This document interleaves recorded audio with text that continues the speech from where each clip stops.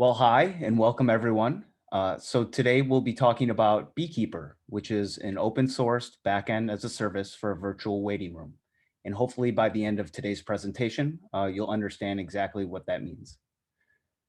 So our agenda for today, my name's Ryan, and I'll be talking about the problem that Beekeeper solves, some of the possible solutions to that problem, what a virtual waiting room is, and then I'll introduce our solution to this problem, which is Beekeeper. And then finally, I'll be walking through the Beekeeper infrastructure. After I finish, my other teammates are going to present. Aaron will be giving us a demo, and then Ian will be talking about some of the engineering challenges we encountered.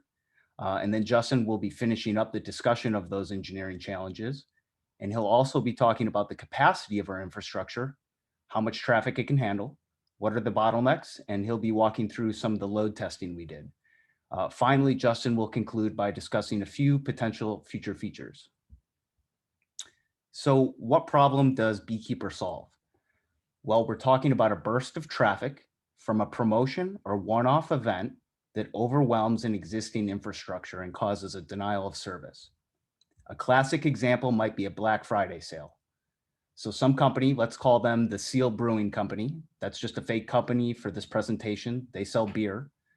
They're going to announce a special sale for some of their beer, and they're expecting an amount of traffic much larger than their usual load. And they're worried that traffic might overwhelm their site. So instead of a bunch of users all being sent directly to Seal Brewing's site, Seal Brewing is going to tell their customers to go to a different URL. And that's the Beekeeper virtual waiting room, which can handle a heavy amount of traffic. And then Beekeeper is going to forward that traffic over to Seal Brewing at some preset slower rate they can handle. So what are the characteristics of the use case? Well, we have that heavy burst of traffic. We have a one-off event with a start date that's known ahead of time. And the URL where that event is going to be isn't something users already know about. They don't know where to go for the event until they're told about it. What does that mean? It just means that when Seal Brewing holds their event, they're going to tell their customers about it somehow.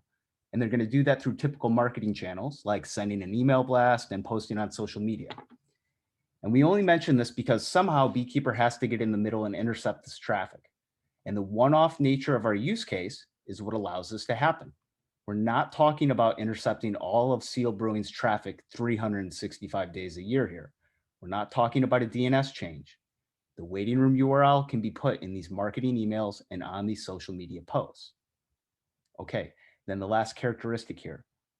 The event involves some sort of dynamic action on the part of the user. What does that mean? Well, it just means that the action Seal Brewing wants their customers to take isn't a simple read or a simple write. In other words, you don't need a virtual waiting room to solve every kind of bursty traffic problem.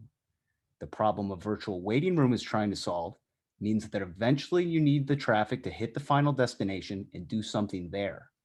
Maybe the customer has to log in with credentials that the legacy infrastructure knows about, and maybe then they have to complete a purchase there. But for some reason, you actually have to forward the users there eventually. Okay, so before we jump right into saying that someone needs a virtual waiting room to solve this class of problem, what else could they consider doing? A couple things. One is they could scale their existing infrastructure, maybe vertically by adding more CPU and RAM to existing hardware, or maybe horizontally by adding more hardware. There's a couple potential problems with trying to do that. The first is you just might not be able to. The existing infrastructure might have a bottleneck that's either maxed out from a vertical perspective, or maybe it can't be scaled horizontally. Second, it might be wasteful to do this. Seal Brewing might only need this capacity a handful of times a year, so buying more expensive versions of hardware, or buying economical hardware but more units of it, and letting that capacity sit idle most days of the year isn't going to be the best return on investment. Third, it's going to take the engineering team some amount of time and effort to put that plan into action.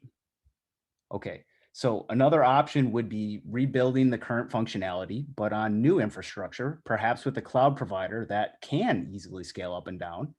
That would solve the problem, wouldn't be wasteful. The only problem there is now you're talking about a complete rebuild involving time and effort, and all Seal Brewing is trying to do is hold a Black Friday sale.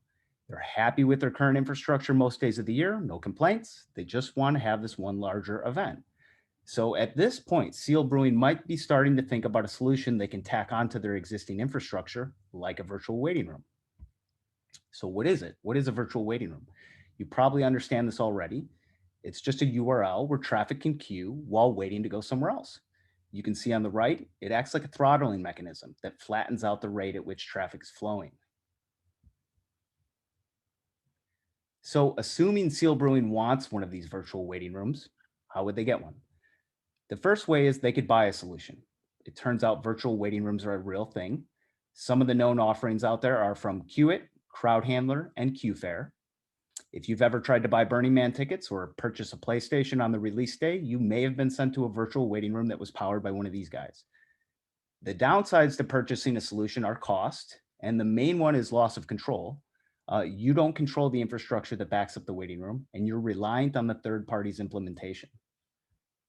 Okay, so the second way to go would be to build your own. Beekeeper has a solution. We're going to talk about it here shortly. So Seal Brewing could essentially just do what we did and build one themselves from scratch. The downsides are obvious for that, though. Time and effort. Their team has to study what are the common characteristics of virtual waiting rooms, what are the gotchas to look out for, and then once they know what features they want, they have to learn a cloud provider like maybe AWS and design an infrastructure using those services that match the features they want. That all takes time. So that leads us finally to potentially using Beekeeper, which we'll talk more about now. So as we said, Beekeeper is open sourced and it's backend as a service. Backend as a service just refers to what level of abstraction we're talking about here. On the one end, Seal Brewing can own and operate all their own equipment. That's no abstraction, but a lot of control. On the other end, they could own nothing but purchase software as a service solution like Qt. That's a lot of abstraction, but no control. So Beekeeper is backend as a service, which means Seal Brewing doesn't have to make any decisions regarding the infrastructure. They just get it out of the box. We make all those decisions for them. Yet it is interesting in that this infrastructure actually gets spun up on Seal Brewing's own AWS account. So they do control it in the end, and they can make any changes they want. In that way, it's more flexible than what you typically think of when you're talking about a traditional example of a backend as a service. Okay, so Beekeeper is an NPM package. You install it, it creates a command line interface tool on your system. You answer just a few simple questions, and Beekeeper spins up AWS services for a waiting room. The main deliverable you get after deployment is that URL that Seal Brewing can use to give to their customers for the event. Let's now take a look at the Beekeeper infrastructure. As I said, the CLI tool is going to programmatically, one by one, use the AWS SDK to create each of these separate AWS services and make them work together. If you're not familiar with AWS, I'll try to walk through this in a way that will still make sense. So we have that user. They're going to click on that URL that Beekeeper generated and Seal Brewing put in their social media post. That click is a GET request for a resource that's handled by a route on the API gateway. We call that the /Beekeeper route. That route on the API gateway triggers a Lambda. We call these producer Lambdas. Think of them as temporary functions with some logic that AWS executes and scales up and tears down as needed to respond to traffic load. So that producer Lambda logic runs and it does a couple things. First, it checks if the incoming request has a cookie belonging to us on it. If it doesn't, it generates a random token, sets some custom response headers, and sets a cookie with that token in it.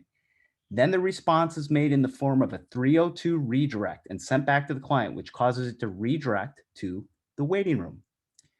Under the hood, the waiting room is just some static assets in something called an S3 bucket.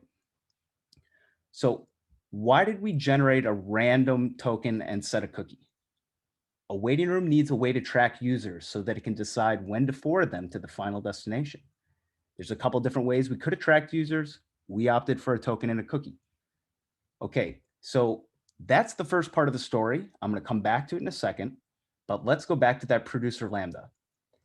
The other thing that happened in that logic was the token got put in a queue. Remember, that token represents a person, so you can think of them now as being in line, first come, first served, so to speak. On the other side of that queue, we have another grouping of one or more Lambdas called consumer Lambdas. The consumer lambda is going to pull tokens off the queue at some preset rate decided by Seal Brewing. So this rate of pulling tokens off the queue is how Beekeeper effectively throttles the traffic flow. It's worth noting, we always have way fewer of these consumer lambdas than producer lambdas. And that makes sense if we stop to think about it. It's because the producer lambdas are the things that need to scale up to handle all that bursty traffic. We call them producer lambdas because they're the ones doing all the things. They're generating tokens, they're putting them in the queue, responding to requests. The consumer lambdas, in contrast, we only need enough of them to do the work of pulling tokens off the queue at some much slower rate. We call them consumer lambdas because they just consume tokens off the queue. Okay, so after the consumer lambda pulls a token off, it writes it to the DynamoDB, which is AWS's version of a NoSQL database. Now, to complete the story, as I mentioned earlier, we have to revisit the waiting room on our diagram here. That front-end code has some client-side JavaScript in it, and it's sending AJAX requests every 20 seconds to a different route on the API gateway. We call that the /polling route. Our cookie will be sent along with each of those AJAX requests, and the API gateway will access that cookie and pull the token off. But instead of triggering a Lambda this time, this polling route will directly query the database to see if that token has been written there yet. If it has, API gateway responds back to the polling request with an object letting the front end know it should redirect to the final destination. If not, the polling continues and the user waits. So hopefully you can generally understand how Beekeeper works. We have an infrastructure that can scale and handle a lot of traffic. We put users in a queue, and we only take them off that queue at a specific rate, a rate that Seal Brewing gets to decide. The users wait in a waiting room, and the code keeps asking the question, is it my turn yet?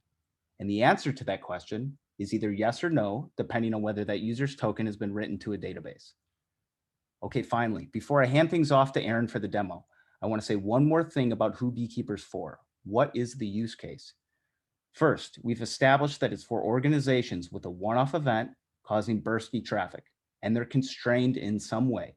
Either their existing infrastructure can't scale, or it's not a good ROI because of time and effort. And they want to retain control over the infrastructure of the waiting room. So those are the prereqs. Now, how much traffic can Beekeeper actually handle? Justin's going to explain how we arrive at these numbers a little bit later, but from a hardware perspective, Beekeeper can handle 5,500 requests per second. That's quite a bit of traffic. That's 300,000 people in just a single minute. However, the next thing to realize is that all the queued users in the waiting room are pulling the API gateway every 20 seconds. And because of that, if Seal Brewing begins to approach 200,000 queued people in the waiting room, they're starting to reach the limits of our current implementation. So in summary, Beekeeper probably isn't for the largest of bursty traffic events like a Sony PlayStation release, but it's also not limited to just small events either. It's a robust open source solution that does what it set out to do. Now, one of my teammates, Aaron, is going to demo how all this works. All right, so the demo, let's get started. Getting started with Beekeeper is really simple. First thing that we need to do is install Beekeeper as a global module with npm install g Beekeeper CLI. Installing it as a global module is important in order to enable the Beekeeper command, which allows you to create, destroy, and manipulate your virtual wait rooms. If you must install locally, you'll need to run the Beekeeper command with npx. And once everything's been downloaded, we just need to run Beekeeper init, which will walk us through 6 questions needed to set up the wait room. The first piece of information needed will be a profile name. Since you can have multiple wait rooms, this profile name differentiates your various wait rooms from each other and lets you choose which one to create, modify, or destroy. And I'm going to go with tester. The second piece of information is the name of your waiting room.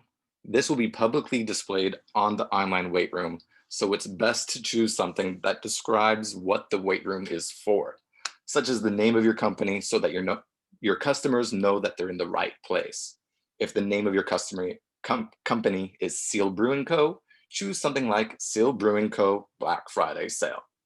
I'm gonna go with Beekeeper example so that you know you are in the Beekeeper example waiting room. And third is the region that you would like to place your wait room in. The location you choose can affect upload speed and customer latency, and a common region is US East 1. So I'm going to go with that in North Virginia, US East 1. Fourth is the URL that you want to direct people after they go through the wait room. I'm going to put in Beekeeper CLI, GitHub, IO.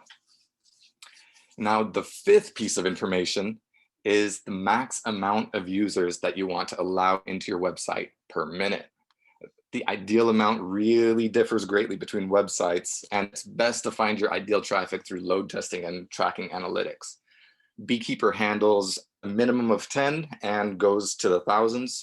So I'm going to set mine at 500 per minute.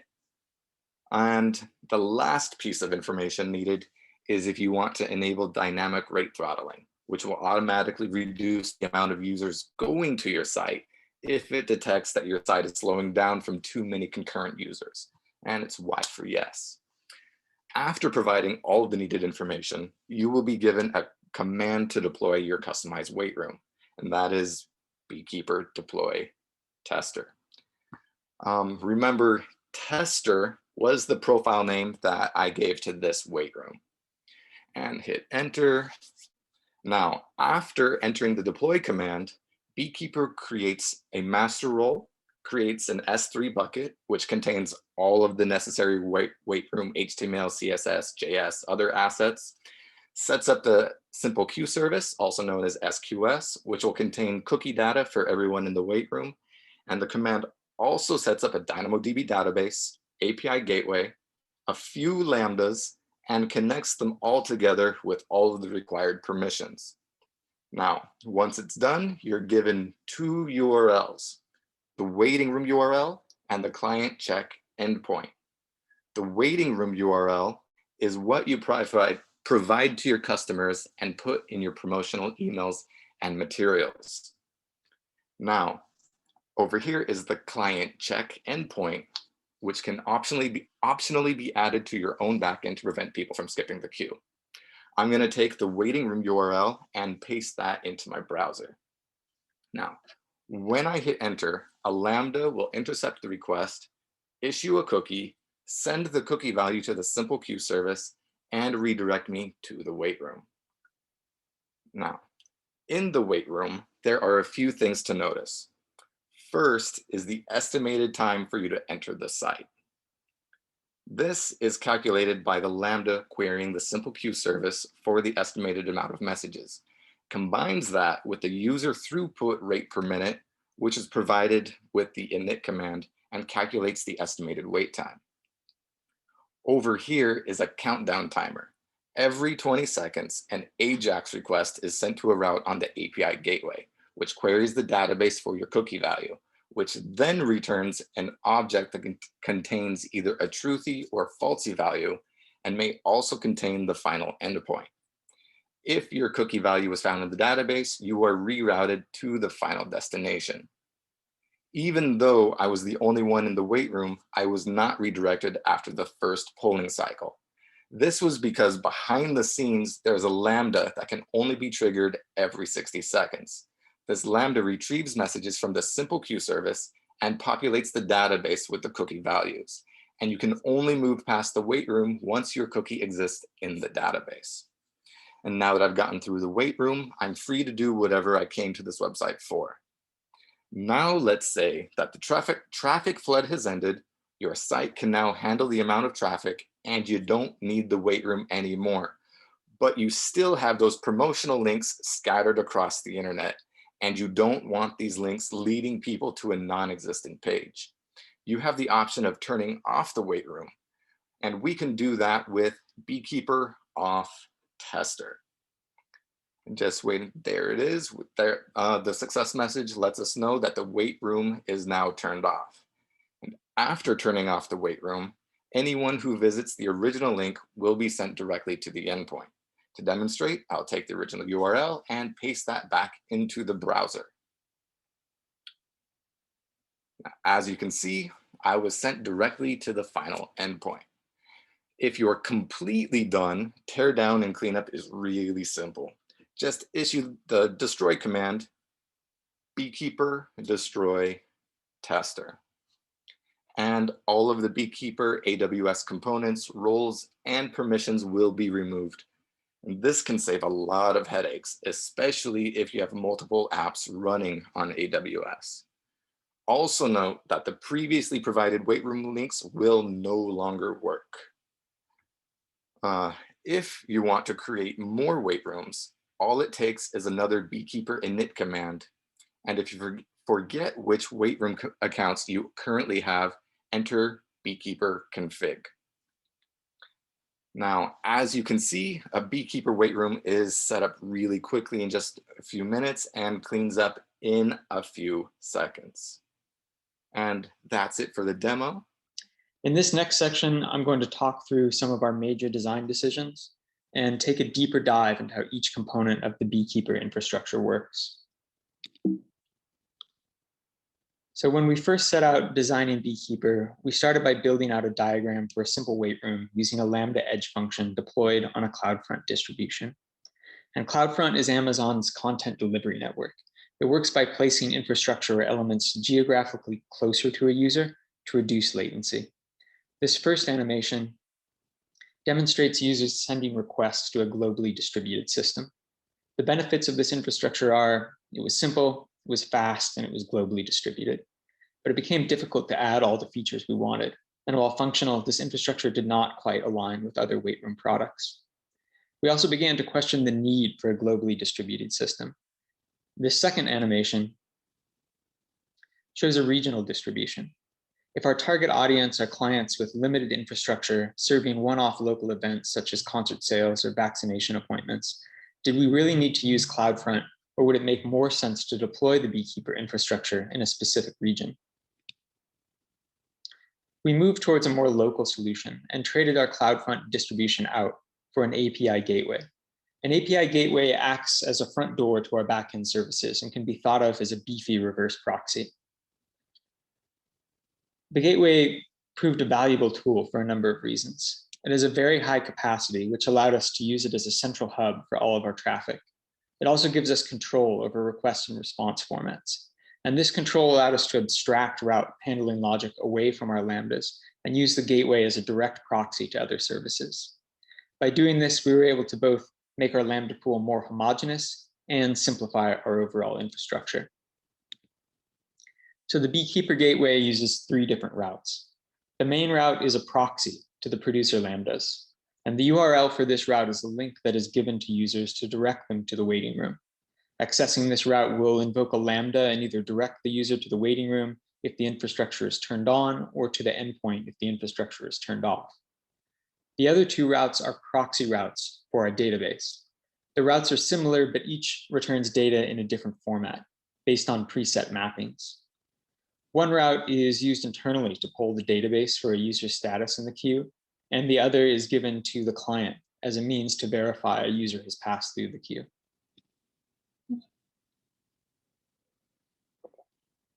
So now that we have these routes set up, we needed a way of tracking users in order to determine if it was their turn to be redirected to the endpoint, and once at that endpoint, if they'd actually passed through the queue.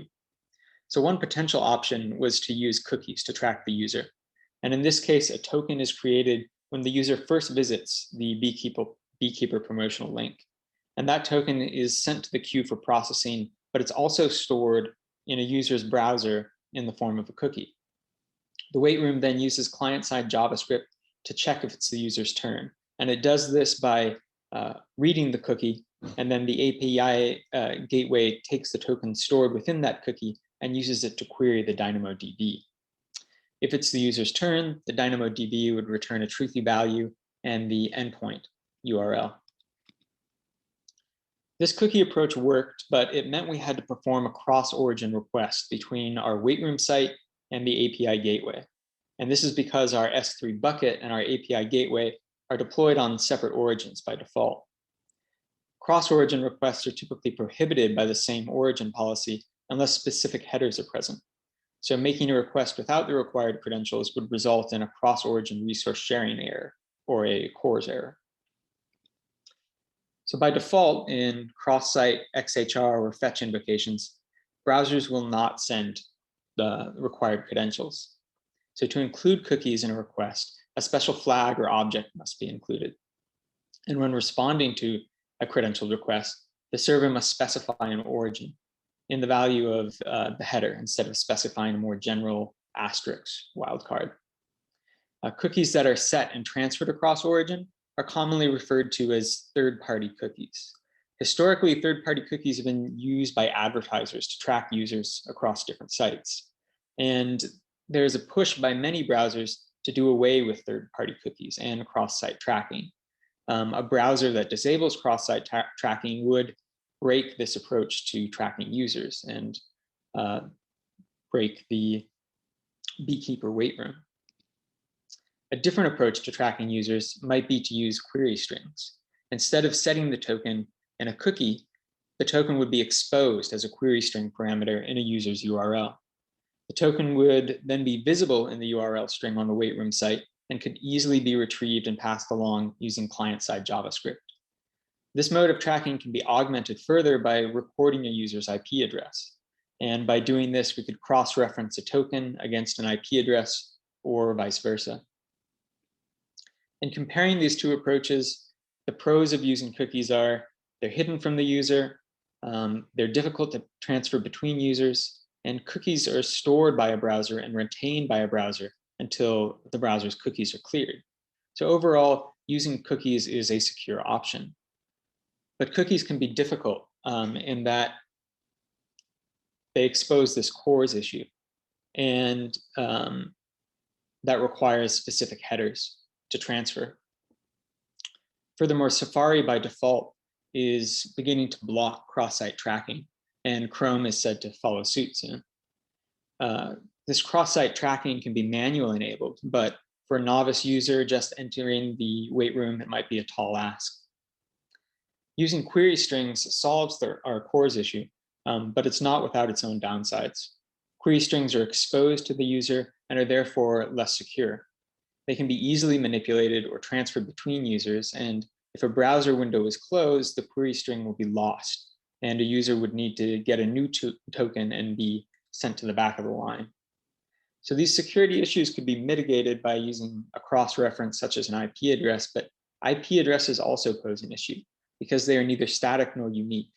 IP addresses can change based on a user's location in the case of a mobile connection, or if they renew their client lease. IP addresses are also shared by users on the same network. And ultimately, we ended up settling on cookies because of their better security and because the CORS or cross-site tracking issue could be mitigated by making a DNS change and placing our AWS resources on the same domain. So now that we have our tracking in place, we needed a way to store a large number of user tokens and process them in a first-come, first-served manner. A message queue seemed the natural approach for this, and is how many other wait room services pitch their product, i.e. as a queue. A message queue is a place to store messages until some consumer retrieves them. The AWS Simple Queue service can receive many messages, and those messages are stored until they are retrieved at some specified rate by our consumer Lambda. And there are two types of queues provided by AWS, the standard queue and the FIFO queue. FIFO, or first in, first out, queues provide guarantees that ostensibly fit our use case. They provide in-order processing, they only deliver a message once, and they have relatively high throughput. The FIFO queue does have some limitations though. There is a max for the throughput a FIFO queue can provide, and that max is around 300 or 3,000 messages per second. Our initial aim was for our infrastructure to be able to handle a load greater than this. So by choosing a FIFO queue, we would immediately implement a bottleneck in our infrastructure. A standard queue, by comparison, has best effort ordering and possible duplication. The upside of the standard queue is that it has near unlimited throughput. So we could be guaranteed that the bottleneck of our system was not our queue. So we decided to implement a standard queue because of this greater capacity. A few messages arriving out of order was not an issue in our mind, since it was unlikely to detract from the user experience or the effectiveness of our infrastructure. And tokens arriving in duplicate were also not an issue, because our write events are idempotent. That is, they can be written multiple times without changing the end result. That's all for me. And next, Justin will take over and discuss our design decisions around lambdas, how we use lambdas to set a rate, and how we load tested our infrastructure. Sweet. Thank you, Ian. Let's start off by talking about how we decided to implement Beekeeper's throttling mechanism. So in order to limit the number of users allowed to enter the final destination, we implemented a cron job, which is basically a program that runs on a schedule. And we have that set up to run every 60 seconds. The reason why is because AWS does not allow a frequency of less than a minute. So in order to run a cron job in the cloud, we need to configure a Lambda to self-trigger on an automated schedule based on a CloudWatch event rule. And for those that aren't quite sure what a CloudWatch event rule is, it's basically a way for you to trigger events based on a schedule you set. Our initial approach to throttling looks like this. Every 60 seconds, CloudWatch sends an event, which triggers the consumer Lambda to execute. And that Lambda checks the SQS for 10 messages. It will then write those messages to the DynamoDB and then delete them from the SQS. It's 10 messages only because SQS only allows at most batches of 10 to be consumed at once. To scale this approach, we looked into adding more consumer lambdas.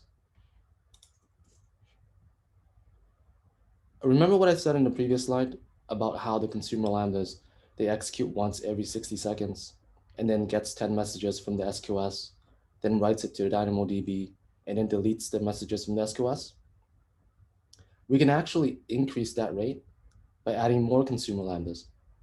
So for every consumer lambda we add, we can increase the rate by 10 every 60 seconds.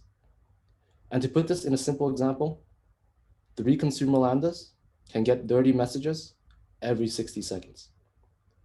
But the problem here is that it takes away the number of producer lambdas we can use. This means that when we add a consumer lambda, that is one less producer lambda we can use. And this is an issue because every AWS account has a regional pool of 1,000 lambda concurrency limit.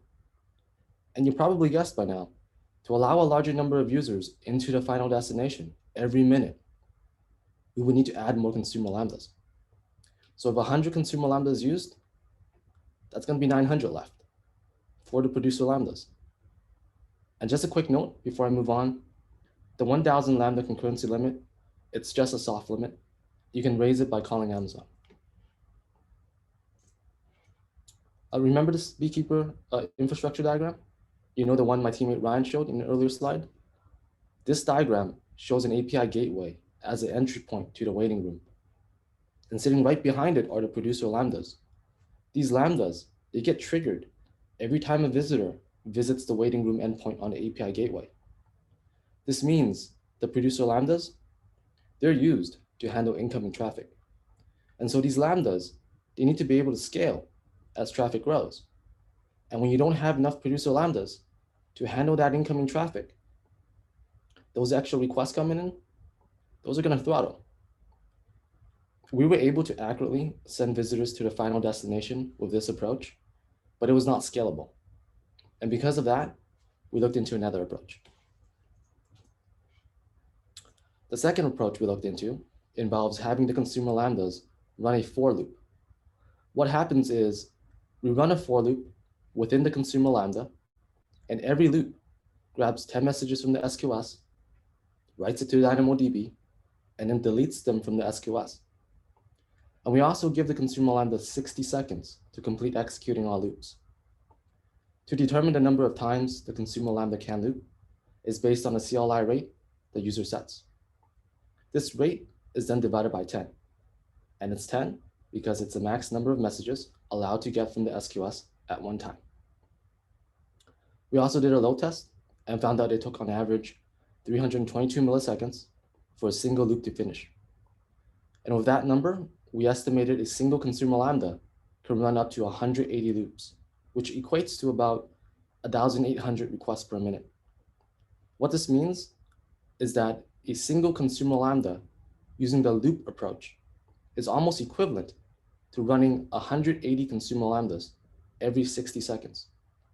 Now, say for example, if Seal Brewing Company wants to allow 3,000 users to the final destination every minute, then only 2 consumer lambdas will be used instead of 300. We found this approach to be much more efficient, but it did create issues. If the CLI rate is set higher than what a single consumer lambda can handle in 60 seconds, then there would be unexpected behaviors. This approach was scalable, but not accurate. And because of this, we explored another approach. For our third and final approach, we introduced a new lambda called the trigger lambda. Every 60 seconds, CloudWatch sends an event which triggers the trigger lambda to execute. The trigger lambda is responsible for calculating the number of consumer lambdas that needs to be executed. It also tells them how many for loops they need to run, and then invokes them. So say, for example, if Seal Brewing Company selects a rate of 3,300 requests per minute, the trigger lambda will invoke a total of 4 consumer lambdas. 3 of them will complete 100 loops each, and the 4th one will complete the remaining 30 loops. The consumer lambdas run on a for loop, and with every loop, checks the SQS for 10 messages, writes them to DynamoDB, and then deletes them from the SQS. This approach was both scalable and highly accurate, and so we decided to implement it. In addition to this throttling mechanism, we also implemented a dynamic rate throttling feature, and it's an optional feature that the CLI user can enable. So how it works is that when the Beekeeper's infrastructure is deployed and a CLI user selected to enable dynamic rate throttling, then a special lambda will also be deployed as part of that infrastructure. That special lambda is called the dynamic rate throttling lambda. This lambda is configured to run every 60 seconds, and it pings the final destination to measure the response time. The first ping is recorded as the baseline latency. This latency value, it's stored into the DynamoDB so that all subsequent pings to the final destination can be compared against this. And based on the result of that comparison, it can determine how it should adjust the throttling rate of the consumer lambdas.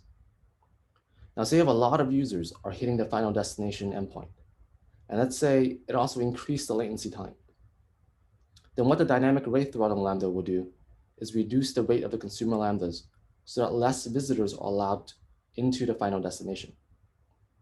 Another thing is, we don't want to be making too fast of a change to a rate in any direction, and we also don't want it to be 0 or increase to some unsafe level.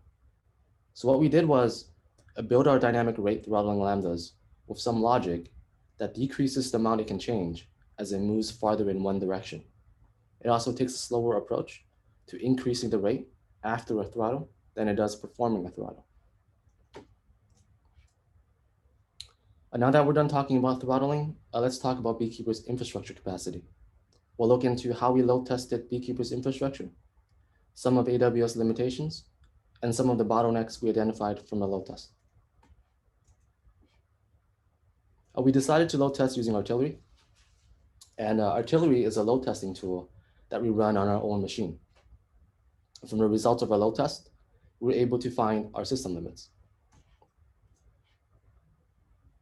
Through our load tests, we found that the producer lambda has an average total duration time of 160 milliseconds.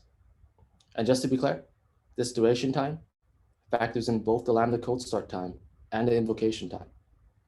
Now, with that piece of data, we were able to estimate that the consumer lambdas can handle up to 6,250 requests per second.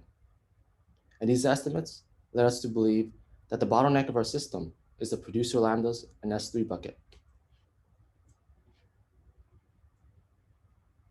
Again, just based on our load testing results, we were able to extrapolate that the producer lambdas can handle up to 6,250 requests per second. And the S3 bucket has a 5,500 get requests per second limit imposed by AWS. If the number of visitors to the API gateway exceeds 6,250 RPS, then both the producer lambda and the S3 bucket will be throttled. There is a way to unblock the producer lambda bottleneck, and you just got to call Amazon to raise your Lambda concurrency limit. As for the S3 bucket bottleneck, we can distribute the request and S3 objects to multiple prefixes. Another potential bottleneck I want to quickly mention involves the API gateway. In one of the earlier slides, Ryan briefly talked about how our hardware limitation is 5,500 requests per second, which is equivalent to having 300,000 visitors in the waiting room every minute. Depending on how often the visitors in the waiting room pulls the API gateway, the API gateway can potentially be a bottleneck because it has a limit of 10,000 requests per second imposed by AWS. There's also some features we'd like to implement in the future, if possible. Something like a branded waiting room experience, where we allow organizations to upload their own logo and static assets to the waiting room. We can also allow them to set up their own custom domains through something like AWS Route 53. This would actually create some tertiary benefits as well, like eliminating the complications of CORS requests, specifically the part Ian discussed earlier. Bot protection, that's where we protect the waiting room URL from getting spammed with bogus requests, which can potentially cause long wait times for genuine visitors. We can probably implement this fairly easily. AWS has a service called Web Application Firewall. So what it does is it allows you to set rules like IP throttling. And we could also enable WebSockets. Right now, Beekeeper pulls the DynamoDB from the waiting room, so we can check if the visitor is allowed to be redirected to the final destination. This polling is actually done every 20 seconds. So even if it's not the visitor's turn yet, we're still going to make a request to find out. Those requests and response cycles, they can be pretty wasteful. So instead of doing that, we can implement WebSockets. And what that does is it maintains an open connection to the waiting room. And with this open connection, we can now push information through it.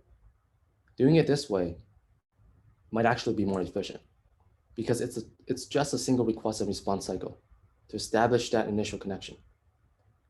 But we still have to keep in mind the number of potentially open connections because it can be expensive to maintain it.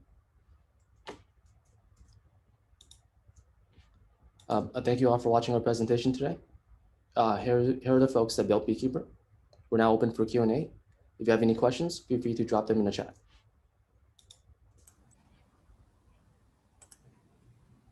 Okay, so we have a question from Nicholas.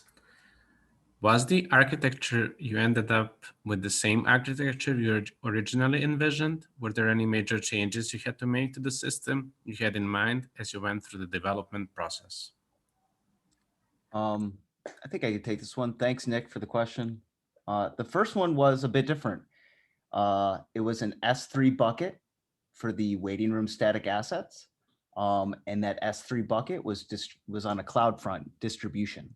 So that means that the URL that people would go to first wouldn't be the API gateway. It would be that URL representing the static assets in that S3 bucket. So that would be an edge optimized version of Beekeeper, right? So the waiting room is now existing in all sorts of different regions across the world. After we moved away from that to our current, infrastructure, I'd say very, very close. So we got pretty close to what we have now right after that. Several iterations of the way we throttled, that throttling mechanism via the consumer lambdas, we went through some processes there. You saw 3 of them, right? The first approach was super accurate, but it didn't scale. The second approach fixed that, it scaled, but then we discovered it wasn't accurate at high load. And then the third one had, the best of both worlds. It was accurate and it scaled. Yeah.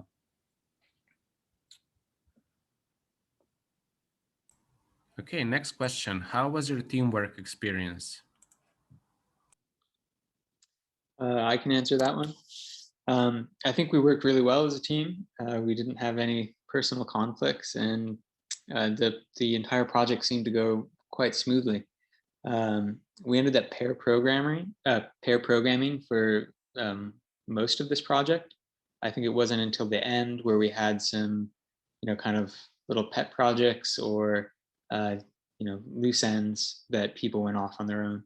But the core of our whole CLI and everything was done pair programming.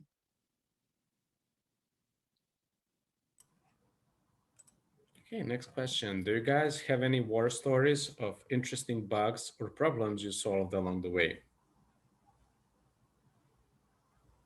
I don't know if you guys have any. I mean, there's tons of stuff like that though. Tons of stuff where you're just knocking your heads together like, why is this not working? You know, what are we not, what are we missing? What don't we know? Um, and yeah, sometimes, so, you know, in the beginning we had some issues with like cores, right? And these strange issues with cookies and stuff. And there's some, you know, special things that you have to do, and you just have to know those things. And once you do those things, things work, right? And then there's other like really difficult bugs that are sometimes, you know, for example, just Amazon related. And for no reason at all, you cannot figure out why they're happening. They just are happening. You guys probably remember the fact when we were trying to change some code in one of the services, like Amazon just wasn't even picking up the text change that we were inputting sometimes, right? It would grab the first three letters and we had to like wait long enough for after making the change so it would see everything. I mean, it was that one was particularly ridiculous. I don't know if you guys have any others that come to mind. I think also, you know, getting the configuration details of the existing infrastructure that we deployed using the AWS console so that we can programmatically deploy it using the SDK. You know, that was kind of hard to begin with, but I think um, Aaron figured out how to do it using the CLI tool. Yeah, I guess that one specifically has to deal with the AWS JavaScript node development kit or software development kit, where they expect you to input a large amount of various information, and it needs to be in a specific format, but they don't show you what that format is.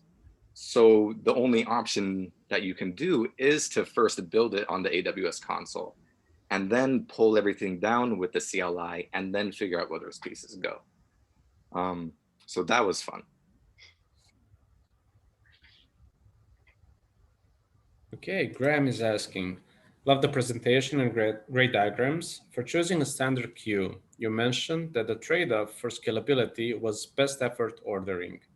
In situations where a retailer may be selling a limited stock item, customers could essentially skip a few spots, even if unintentional on their part, and end up buying the last of the product. With the traffic that Beekeeper can handle, is there a statistically significant impact of SQS sending customers out of order?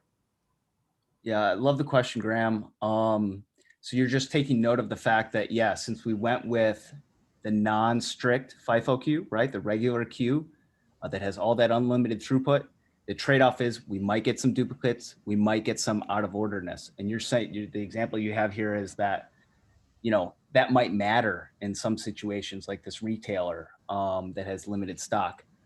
But so when Amazon says best effort ordering, it's really hard to figure out what that means. We looked everywhere, you know, we had a hard time figuring that out. We suspect it only happens, you know, logically, naturally under like very high load, right? For them to start tossing an occasional message in out of order or a duplicate, right? So I think in your example, you know, the small retailer that's having an event and, you know, limited, you know, kind of quantity, I think it's probably not even going to be an issue. You're probably best effort ordering is probably going to mean exactly in order for that situation. That would be my guess. But, you know, potentially, theoretically, yeah, that could happen, I guess. I don't know if anyone has anything else they want to add, but that's my take on that.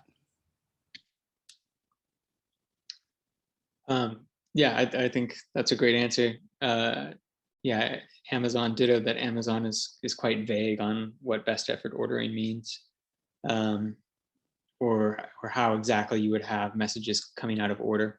You know, likely user latency or you know, other external factors are going to have a greater influence than the queue itself.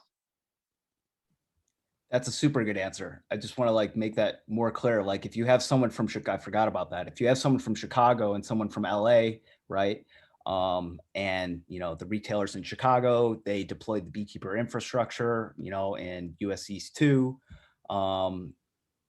Right. what exactly is FIFO, right? You could have someone in LA that technically clicks on the link first, but because of their latency, just network latency that we can't do anything about, they're going to get there later than the Chicago person, right?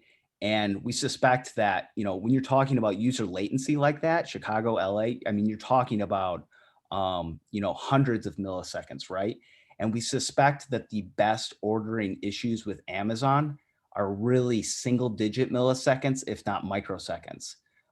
So really, you know, really difficult to have a strictly FIFO queue when you're dealing with people coming from different geographies, and that will probably overwhelm the considerations that Amazon's introducing via their best effort ordering.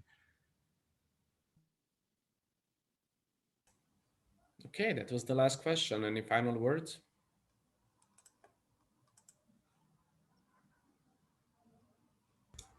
Thank you for joining us today. Yeah, thank you everyone for coming. Thank you.